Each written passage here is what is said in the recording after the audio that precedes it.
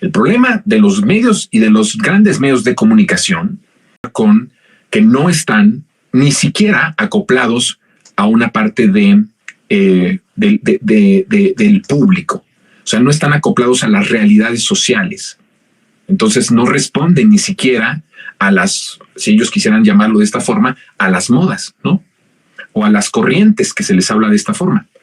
No responden ni siquiera a eso, porque si respondieran a eso, tuvieran más democracia de inicio en el número de personas que están en contra de la transformación y del número de periodistas libres que militan en la transformación. Y eso no lo vemos. Aunque en el país hay un 80% que apoya y respalda a López Obrador, los medios de comunicación es como si estuviéramos viviendo en un país en donde la hegemonía la siguiera teniendo el régimen salinista neoliberal, que por cierto nunca fue una legitimidad real, fue una construcción de una legitimidad totalmente artificial que se construyó a base de manipulación y a base de engaño y de mentiras.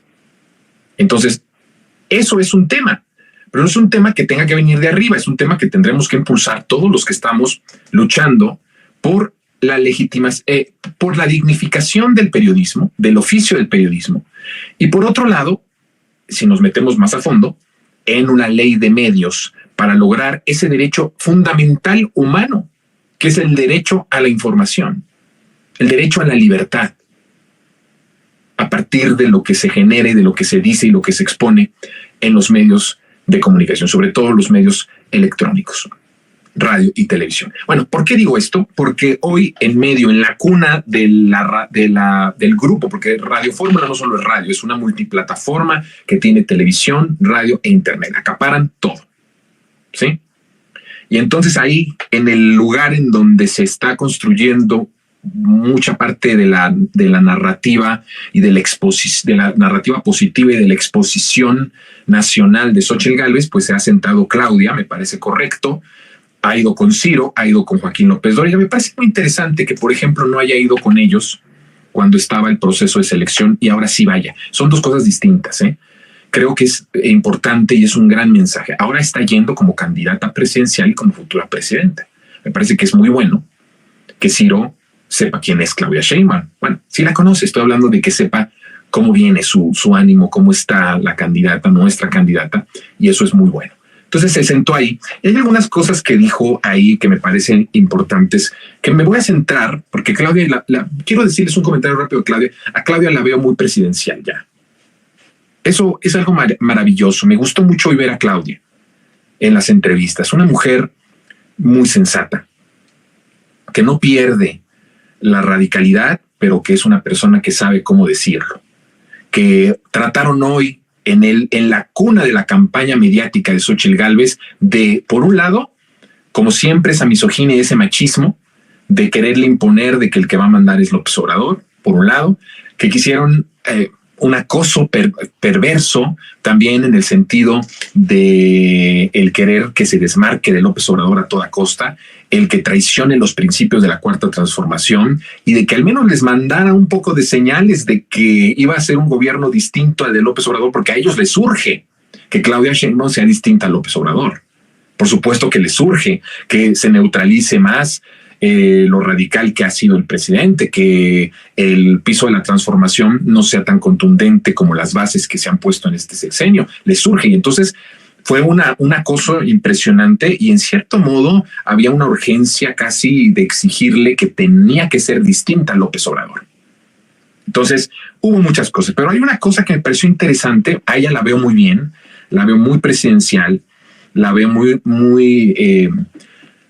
segura de sí misma, de representar, muy contenta de representar el legado de López Obrador, muy contenta de representar a la mayoría del pueblo, muy contenta de eso. La veo emocionada, la veo ansiosa, pero en el buen sentido. Es una persona que ya quiere empezar. Y eso es maravilloso, ¿eh? Es alguien que ya sabe que es. Hoy reveló varias cosas que fueron importantes, que ya tiene más de 100 puntos que va a presentar en el Zócalo. Y no sé usted, pero a mí me emociona muchísimo saber cómo va a ser el segundo piso de la transformación.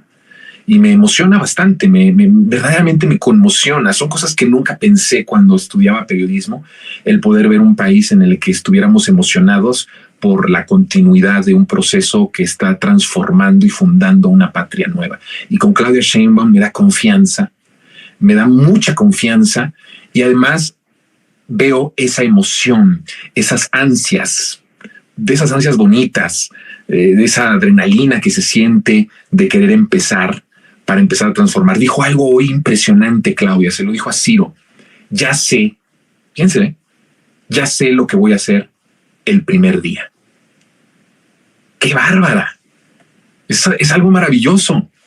Ya sabe lo que va a hacer Claudia el primer día. Yo les he dicho, hay un monólogo de esto hace unos días, los primeros minutos de López Obrador, después de que ya se termine el bullicio del pueblo que lo llevó a la presidencia.